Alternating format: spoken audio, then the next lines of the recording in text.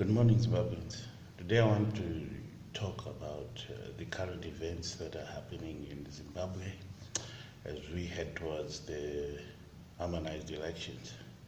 I think most countries or most nations around the world are very keen to know or to understand about the Zimbabwean politics. Well, we are a nation which is coming from a very difficult time when we were led by Robert Mugabe, who was one of the worst leaders we ever had, or the worst leader that Africa ever had. But most people still might have to argue about that statement, because what they don't know is that Mugabe was a very smart man, and he knew how to tackle politics. You know, the politics of Zimbabwe is very dynamic, and it is a very a complex scenario that you cannot just jump into this country and try to make conclusions based on what you might only see for a very short time. It is something that was built for years. And so it is very complex for anyone or any journalist or any observer to come in Zimbabwe and just make statements. So I want to make it clear that our scenario is quite peculiar, and it is quite different from most nations. One, because the kind of leadership that we had during Mugabe era was a system that was infested by, they call it secret intelligence.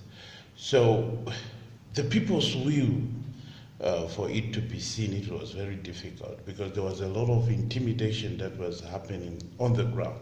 So you can hear people commenting, even like what Malema recently said. He was lambasting Zimbabweans for being, people who are too complacent and who doesn't know how to tackle politics. But we have been having decades of intimidation and secret killings that were happening. So you don't just make comments based on that, on something that you don't really know. So as Zimbabweans, we know the kind of situation that we have been for a quite long time, and we have been subjected to massive, punishments and massive oppression. So it is something that you should understand, that the subconscious mind, once it is exposed to such high levels of intimidation and banditry and sabotage, even if the people have the will for change, to adjust their subconscious mind, to adjust to the new notion, it takes time. So I want to make a statement, a very clear statement, that it is something that also affects the rest of Africa. That one thing that Africans are lacking is a revolution, not necessarily a liberation, kind of revolution whereby people have to take arms and fight, but revolution like an industrial revolution, something that happens during the European eras, when people had to go through industrial revolution. Revolutions are important to change system of governance. Like if you take for example, in Europe there used to exist the monarchy governments, where there were kings and the royal families, but it changed. And one thing that people don't understand is that those things didn't change like overnight. It was a change in the system of governance and the approach to economics that also eventually pushed a change in as far as the political situations are also concerned. So we need to be very careful and analytic about how trends should take place for people to achieve certain permanent changes.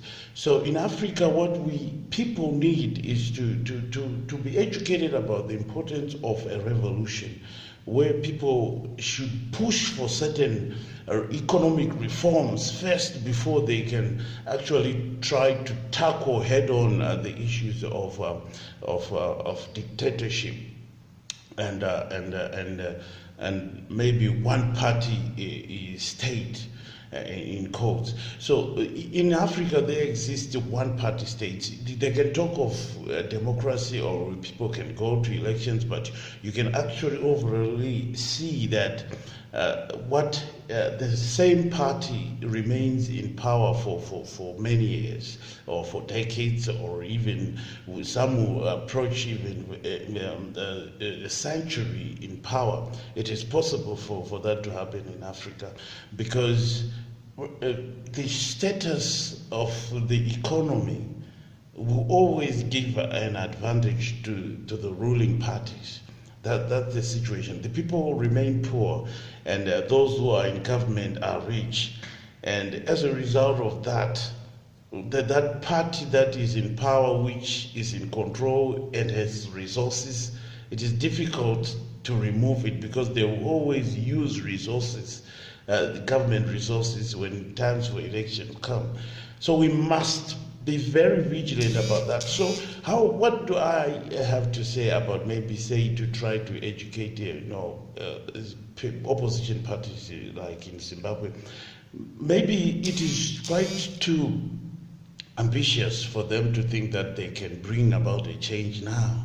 It is difficult because of the element of resources that I was also talking about. They don't have the adequate resources to lure the people, and they don't have that protection to say if say we win, how do we guarantee that they will be in power? Because usually those that are in power have a sort of an allegiance from the army or the military, So the most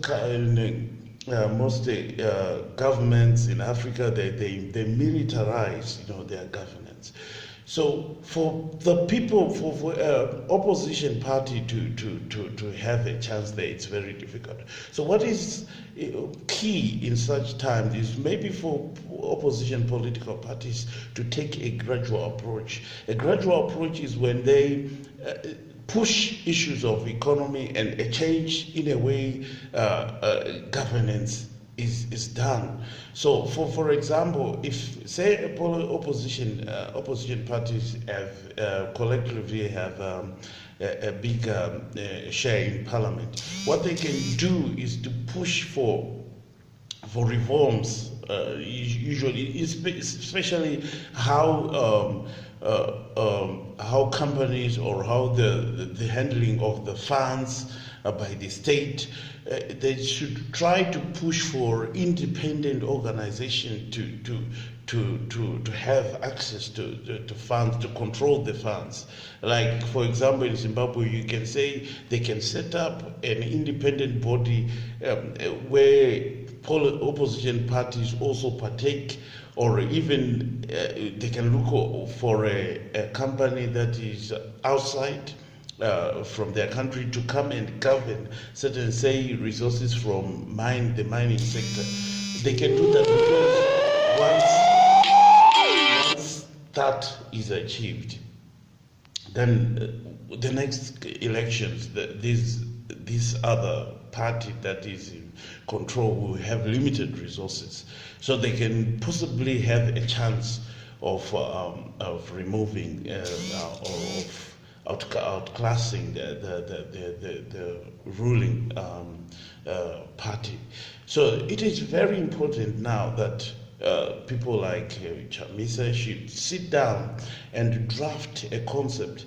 It is not a one-time event. He should know that he cannot win such a war given the issues that I've raised. So he needs to have a gradual time of building. And one thing is important is that you need to have the heart of the people, and you should be identified with the way and the culture and the norms of how the people are really existing in that country. Like, for example, if you are an opposition party leader, the people are poor, you don't need to seem to be a celebrity when it comes to when you are addressing them, or you are someone of high quality. You need to go down to earth and talk to the people from the grassroots levels, and then from there you need to build up so that people have that feeling that you are part of them. That is how you begin to bring about this issue of a revolution inside the people. You talk to them from grassroots level. You have to go to people's meetings where people who are poor are meeting, and you try to associate with them and build up a concept from there, so that people buy your concept and they feel that you are part of them. That's how you can actually achieve. So it's a gradual process. I'm giving this advice to many people who are out there to say, if you want to be in politics in an African context, you must be thorough about the way you approach politics. Don't just exist during the time of elections. You know, you need to be thorough on how you should be a continual process of building. You understand me?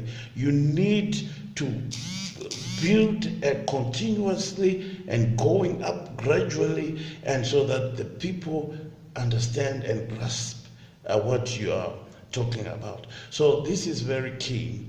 This is very key. So we are advising people that be in the mood to become revolutionists.